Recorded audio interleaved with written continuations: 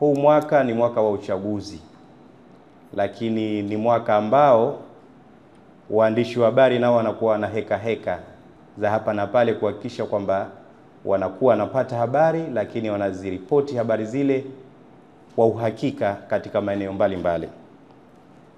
Na uchaguzi huu kwa Zanzibar utakuwa ni uchaguzi wa 7 tukijaliwa. Tumepita chaguzi nyingi, lakini niseme tu kila chaguzi ina utofauti wake.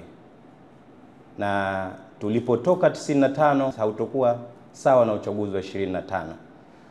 Nadhani kuna mambo tele hivi sasa yameongezeka katika kuona tu namna gani tunaweza kutoa huduma ya uchaguzi, lakini na waandishi wa habari wanaweza kupata fursa ya kuweza kutoa taarifa zao zinazohusu masuala ya uchaguzi.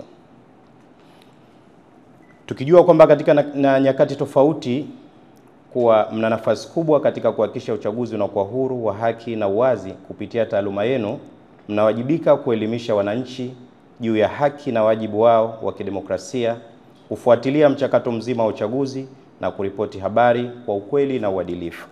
Lakini ni wajibu wetu kuhakikisha kuwa uchaguzi mkuu wa 2025 unafanyika kwa njia ya uwazi, huru na haki. Hili linawezekana iwapo wanahabari watachukua nafasi yao kikamilifu katika kuhabarisha wananchi kwa usahihi na bila upendeleo wa aina yoyote. Ndugu wanahabari, katika kipindi hiki kuelekea uchaguzi mkuu wa 2025, tunakumbushwa kuhusu nafasi muhimu ya wanahabari katika kulinda maadili na taaluma yao kisheria. Kanuni na maadili ya uandishi wa habari ni nguzo muhimu za kuifanya tasnia hii iwe yenye heshima na inayoheshimika katika jamii.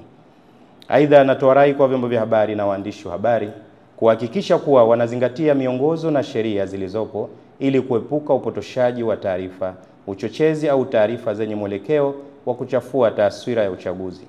Mnapaswa kuhakikisha kuwa habari mnazoripoti zinazingatia ukweli, zinalinda amani na zinahamasisha ushiriki wa wananchi katika demokrasia.